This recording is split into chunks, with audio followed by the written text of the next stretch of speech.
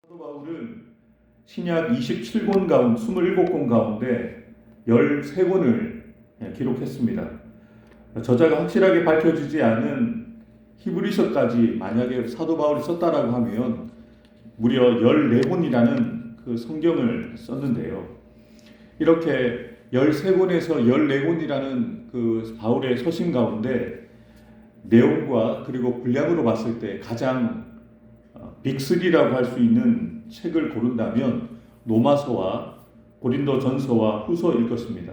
로마서는 기독교의 기본 교리를 다루고 있습니다.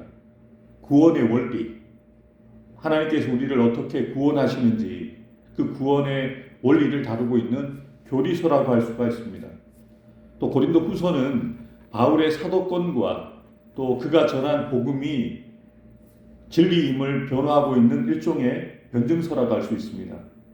이에 반해서 오늘부터 살펴보는 고린도전서는 고린도 초대교회가 막 태동하고 또 사도 바울을 비롯한 여러 전도자들에 의해서 교회가 폭발적으로 성장하는 가운데 그 교회에 나타난 여러 가지 문제들, 특별히 고린도 교회 안에 나타난 여러 가지 문제들에 대해서 사도 바울이 답변하는 내용들, 실제 생활에서 일어나고 있는 문제들에 대해서 다루고 있는 일종의 교훈서라고 할 수가 있습니다.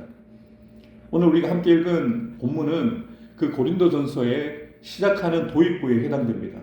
그래서 먼저 이 서신을 쓰고 있는 발신자가 누구인지, 그리고 이 편지를 받는 사람이 누구인지를 밝힙니다. 편지를 보내고 있는 사람은 예수님의 사도 부르심을 받은 사도 바울과 함께하고 있는 소스데네다라고 밝히죠. 그리고 이 편지를 받는 사람들은 먼저는 고린도에 있는 하나님의 교회, 고린도 교회의 성도들을 이야기합니다. 그리고 오늘 이렇게 우리가 말씀을 듣고 있는 저와 여러분들을 향해서 예수 그리스도의 이름을 부르는 모든 자들을 향해서 편지를 쓰고 있다는 것이죠. 그러면서 편지를 시작하면서 사도 바울이 여러 서신에서도 동일하게 그렇게 사용하고 있는 것처럼 하나님 아버지와 예수 그리스도의 은혜와 평강이 있기를 먼저 축복하며 기도하는 내용으로 편지를 시작합니다.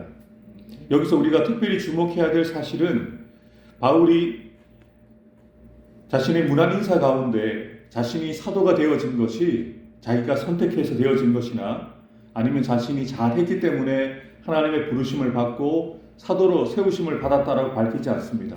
전적으로 하나님의 부르심, 예수 그리스도의 뜻을 따라 자신이 사도가 되었음을 분명하게 강조하고 있다는 것이죠. 그래서 이 서신을 받는 우리 고린도 교회 성도들뿐만 아니라 고린도 교회와 비슷한 상황에 처해 있는 오늘의 모든 교회들이 이 서신서를 통해서 하나님께서 부르신 사도 바울을 통해서 하나님께서 주시는 분명한 메시지를 들을 수 있음을 밝히고 있다는 것입니다. 계속해서 4절부터 7절을 함께 읽겠습니다. 그리스도 예수 안에서 너희에게 주신 하나님의 은혜로 말미암아 내가 너희를 위하여 항상 하나님께 감사하노니 이는 너희가 그 안에서 모든 일 곧 모든 언병과 모든 지식에 풍족함으로 그리스도의 증거가 너희 중에 견고하게 되어 너희가 모든 은사에 부족함이 없어 우리 주 예수 그리스도의 나타나심을 기다립니다. 아멘. 4절부터 7절에는 고린도 교회와 성도들로 인한 바울의 감사의 내용들을 다루고 있습니다. 바울이 고린도 교회 성도들을 생각하니 하나님 앞에서 감사하게 되어지는데 어떤 내용들을 감사하고 있습니까? 4절을 보면 언병과 지식이 뛰어나다. 또한 5절에 보면 모든 언병과 지식이 풍족하다라는 그런 감사를 주고 있고요. 그리고 6절에 보면 예수의 증거가 그들을 통하여서 견고하게 되었다라고 밝히고 있습니다.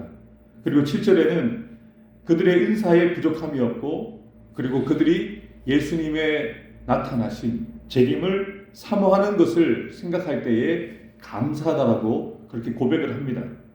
근데 이 감사가 어떠한 마음에서 어떠한 근원에서 나왔는지를 밝히고 있는데 4절에 보면 하나님의 은혜로 말미암아 하나님의 은혜가 고린도 교회와 성도들에게 나타났기에 사도 바울은 감사한다라고 밝히고 있는 것이죠. 하나님께서 고린도 교회를 통해서 어떠한 역사를 하고 계시는지, 하나님께서 그들에게 어떠한 은혜를 베푸셨는지를 분명하게 사도 바울은 보고 하나님 앞에서 고린도 교회를 향해서 감사하고 있다는 것을 우리가 볼 수가 있습니다. 마지막으로 8절과 9절입니다. 주께서 너희를 우리 주 예수 그리스도의 날에 책망할 것이 없는 자로 끝까지 경고하게 하시리라. 너희를 불러 그의 아들 예수 그리스도 우리 주와 더불어 교제하게 하시는 하나님은 미쁘시도다. 사도 바울은 고린도 교회 성도들을 향한 하나님의 신실하심에 대해서 분명히 확신을 가지고 확증하고 있습니다. 사실 우리가 고린도서를 살펴보게 되어지면 고린도 교회에는 많은 문제들이 있었습니다. 그럼에도 불구하고 고린도 교회와 성도들을 향한 하나님의 구원 사역은 변함이 없다는 것이죠. 그래서 고린도 교회 성도들로 하여금 지금 그들이 가지고 있는 문제들을 속히 해결하고 하나님 앞에서 그들의 신앙을 바로 세워서 성장하고 성숙해질 것을 다루기 위해서 고린도서를 쓰게 되었는데요. 사실 당시 고린도 교회의 상황들을 생각해 보면 사도 바울이 이렇게 확신 가운데 선포하고 있는 그런 내용들을 인간적으로는 이해할 수도 없습니다. 그들은 교회 안에서 여러 가지 문제들, 특별히 분파가 나뉘어져 있었습니다. 바울파, 바나바파, 그리스도파, 베드로파 이러면서 분파가 나누어져 있었고, 그리고 성적인 문제도 있었고, 여러 가지 교회 안에 문제가 많았음에도 불구하고 사도 바울은 확신 가운데 무엇이라고 고백합니까? 너희를 예수 그리스도의 날에 책망할 것이 없는 자로 끝까지 경고하게 하실 것이다 라고 믿음으로 선포를 합니다. 지금 고린도 교회 성도들이 책망할 것이 없는 사람들이 아닙니다. 그런데 사도 바울은 확신 가운데 선포하는 것이죠. 너희들을 책망할 것이 없는 자로 주님께서 너희를 그렇게 경고하게 하실 것이다 라고 믿음으로 담대하게 선포하는데요. 바울이 이처럼 확신 가운데 담대하게 믿음으로 선포할 수 있었던 그 이유와 근거가 무엇이겠습니까? 9절에 보면 분명하게 그 이유를 밝힙니다. 하나님은 미쁘시기 때문이다.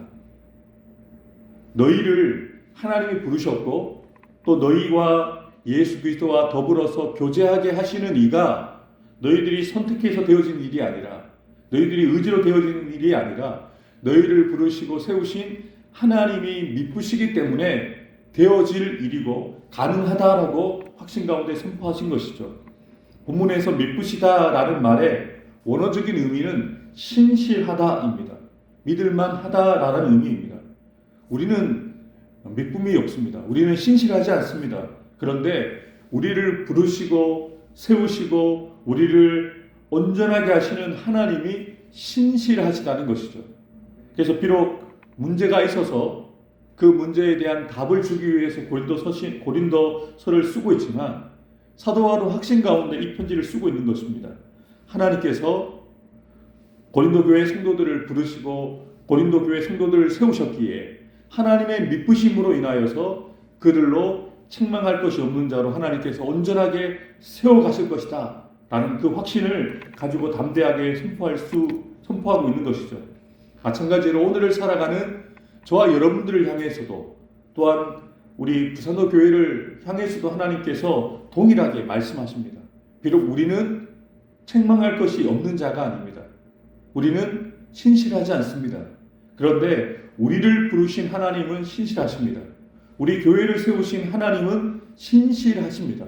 그래서 우리로 그리스도의 날에, 우리가 하나님 앞에 서게 되어지는 그 날에 책망할 것이 없는 자로 우리를 경고하게 하신다는 것이죠. 오늘 주신 말씀을 따라서 우리가 오늘 설교의 제목처럼 이렇게 기도하기 원합니다. 비록 지금 우리의 모습은 책망할 것이 없는 자가 아닙니다. 지금 우리의 교회는 책망할 것이 없는 온전한 교회의 모습은 아닙니다. 그러나 주님께서 우리를 부르시는 그날, 또 우리 교회를 하나님께서 세우시는 그날, 책망할 것이 없는 자와 교회로 하나님께서 견고하게 하실 것을 우리가 확신하면서 우리가 이렇게 기도할 수 있는 것이죠. 주님, 나로 끝까지 책망할 것이 없는 자로 견고하게 하옵소서.